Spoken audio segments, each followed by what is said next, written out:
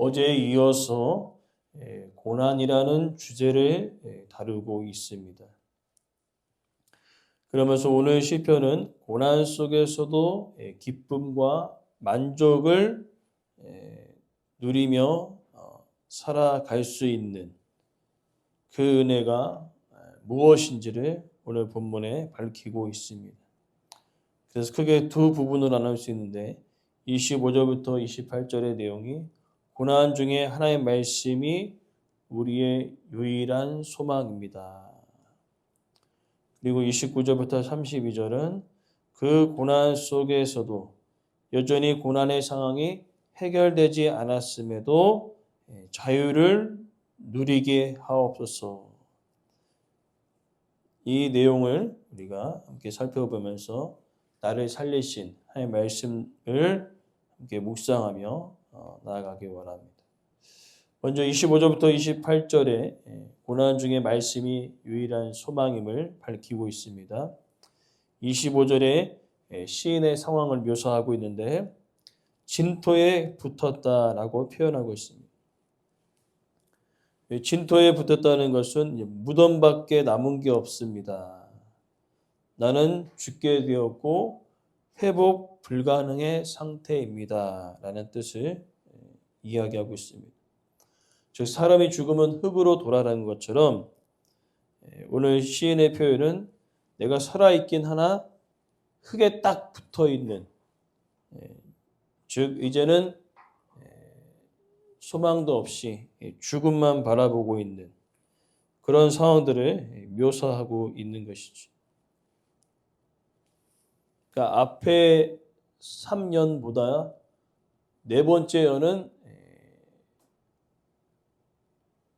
좀 있으면 이제 죽게 되었다는 거죠. 그러니까 앞에 세 번째 연은 죽음이 임박한 상황이라면 오늘 네 번째 연은 아예 이제 끝났다는 거죠. 죽음밖에 남은 게 없다라는 그런 상황들을 묘사하고 있는 것입니다. 그럼에도 불구하고 오늘 본문 뒤에 구절은 뭐라고 기록되어 있습니까? 주의 말씀대로 나를 살아나게 하소서.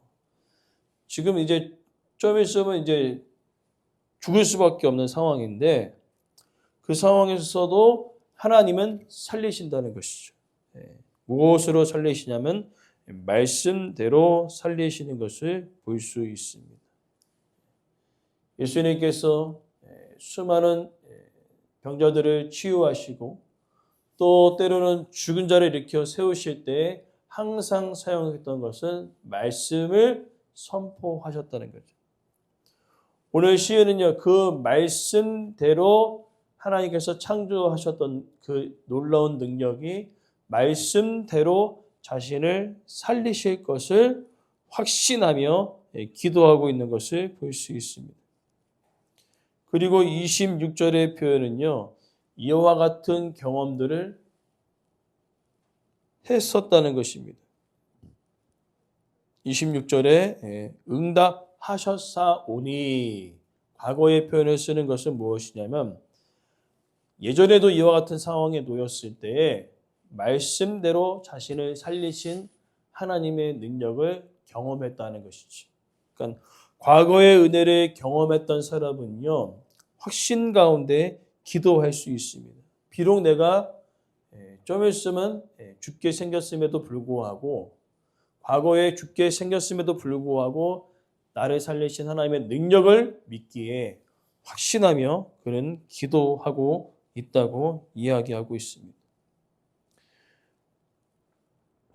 그러면서 시인이 경험하는 것은 그 놀라운 그 은혜를 깨닫는 자만이 기도할 수 있다라고 27절에 밝히고 있는 것이죠.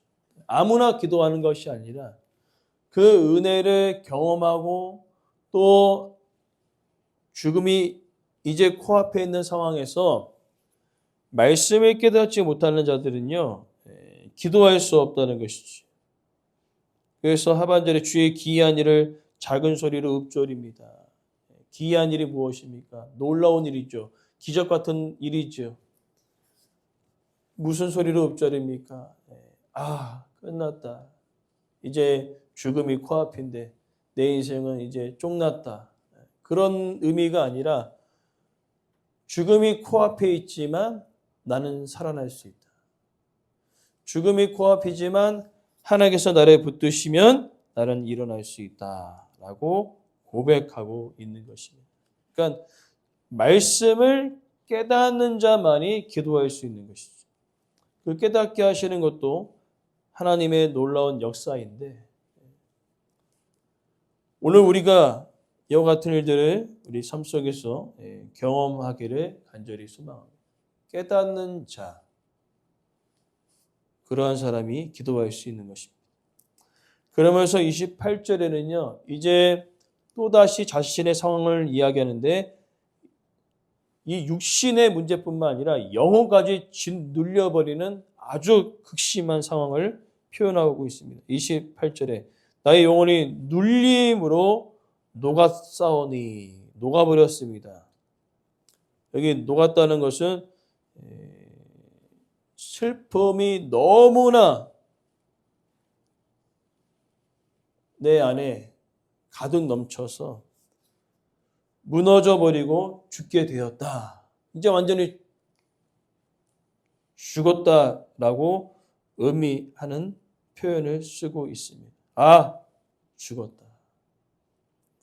눈물이 이제 안에서부터 솟구쳐 나와서 이제 육신의 뿐만 아니라 내 영혼까지 짓눌릴 정도로 극심한 그런 상황에 놓여 있는 것을 볼 수 있습니다. 근데 놀라운 표현은요, 그 다음 표현이죠. 주의 말씀대로 나를 세우소서. 완전히 눌러가지고 땅 속으로 완전히 깊숙이 들어가는 그런 상황 가운데 있지만 주님의 말씀을 붙들 때 다시 일어나는 놀라운 은혜를 누리게 된다라고 이야기하고 있는 것이지. 그러면서 이제 두 번째로 살펴볼 단락은 29절부터 32절인데 하나님의 말씀은요. 나를 살리는 것뿐만 아니라 지금 완전히 짓눌러 있는 상황 속에서도 하나님의 말씀을 붙잡고 달려나갈 수 있는 그 힘을 하나님께서 주신다고 이야기하고 있습니다. 그러나 중요한 것은요. 그렇게 짓눌려 있고 완전히 땅속으로 꺼져 있는 그 상황 가운데 29절은요. 거짓 행위를 내게서 떠나게 하소서. 무엇입니까? 아주 고난 가운데 극심한 그 죽음 앞에 있을 때 찾아오는 손님이 있어요. 바로 사단입니다. 완전히 짓눌러서 땅속으로 박히게 한다는 거죠. 야, 너의 지금 상황은 영적으로나 육체적으로나 전혀 소망이 없다. 그러니 포기해버려라. 라고 땅속으로 완전히 짓눌러버리는 상황에 있는 것입니다. 그렇게 되어져 있는 상황 속에 29절에 내게 은혜를 베풀어 주십시오. 그리고 30절에 성실한 길을 택하게 했습니다. 여기 성실한 길은요. 진리의 길입니다. 그리고 아까 29절 거짓 행위는요. 거짓된 길이죠. 거짓된 길과 진리의 길이 상반되어 있습니다. 시편은요. 항상 대조를 이룬다는 거죠. 복 있는 사람의 길과 악인의 길. 오늘은 거짓된 길과 진리의 길. 거짓된 길에서는 사단을 만나게 될 것입니다. 그리고 완전히 땅속으로 파묻혀버릴 것입니다. 그러나 진리의 길, 즉 하나님의 말씀을 붙잡고 나아가면요. 짓눌려 땅속에 파묻혀 있을지라도 파묻혀 있는 나를 손잡아 주셔서 일으켜 세우시는 그 하나님을 우리는 경험하게 될 줄 믿습니다. 그러면서 오늘 본문을 보니까요. 31절에 내가 주의 증거들에 매달렸다라고 표현되어지고 있습니다. 이 표현은요. 25절과 같은 표현이에요. 붙었습니다. 붙었다라는 표현과 오늘 본문에 매달렸다는 단어는 같습니다. 무엇입니까? 죽음이 임박한 그 슬픔의 상황이 나를 붙들었다면 이제는 반대로 하나님의 말씀이 내 삶 가운데 딱 붙어버린 것입니다. 그래서 말씀대로 살아갈 수 있는 그 힘이 내 안에 생겨난 것이죠. 그래서 내 안에 무엇이 붙습니까? 여전히 고난의 상황이고 여전히 파묻혀 있는 상황이지만 내 안에 싹 그죠? 소망도 없었던 그 삶 속에서 소망이 생기고요. 또한 이제 끝났다. 자포자기하는 그 마음 가운데 나는 다시 살아날 수 있다라는 그 믿음이 내 삶 가운데 붙어버린 것입니다. 오늘 우리가 여전히 고난 가운데 있을지라도 우리 안에 주의 사랑이 붙고 주의 말씀이 붙고 주의 소망이 붙을 때에 다시 일으켜 세우시는 놀라운 은혜를 우리 삶 속에서 경험하게 될 줄 믿습니다. 그러면서 이어지는 것은 내가 수치를 당하지 말게 하소서. 아니 이상한 표현입니다. 주의 말씀이 붙고 소망이 붙고 능력이 붙었는데 수치를 당하게 하지 말라니 무슨 뜻일까요? 이 뜻은 베드로의 상황을 여러분들이 기억하시면 됩니다. 예수님께서 이제 십자가상에 달리실 때에 제자들이 다 도망간다고 막 난리 쳤을 때 베드로가 했었던 말을 우리는 기억합니다. 다 버릴지라도 나는 주님을 버리지 않겠습니다. 그렇지만 어떻게 됐습니까? 몇 시간이 지나지 않아 주님을 3번 부인했습니다. 바로 이 뜻을 이야기하는 겁니다. 무엇이냐?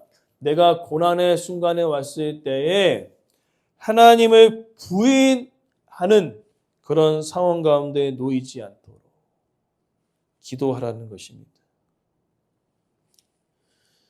이것은 무엇입니까? 나 혼자 내 힘으로 어떤 어려움에도 나는 극복할 수 있다. 호언장담하지 말라는 것이죠. 베드로는요 자신을 믿었습니다. 다 버릴지라도 주님 저 아시잖아요. 저는 절대로 버리지 않겠습니다. 그 누구도 호언장담할 수 없습니다. 우리는 연약한 존재이기 때문에. 그렇기 때문에 어떠한 상황에 놓일지라도 나는 하나님을 부인하지 않겠다는 그런 힘이 내 안에 있는 것이 아니라 주님께서 나를 붙잡아 주실 때 나는 부끄러움을 당하지 않겠습니다. 라고 고백하고 있는 것이죠. 그러면서 마지막으로 고백합니다. 주님 내 마음을 넓혀 주십시오. 갑자기 왜 마음을 넓혀 달라고 이야기하고 있습니까? 여기 마음이라는 단어는요, 이 심장이라는 단어를 가리키고 있습니다. 무엇입니까? 마음을 넓혀 달라는 그 의미는요, 모든 상황을 이해할 수 있는 믿음을 달라는 것입니다.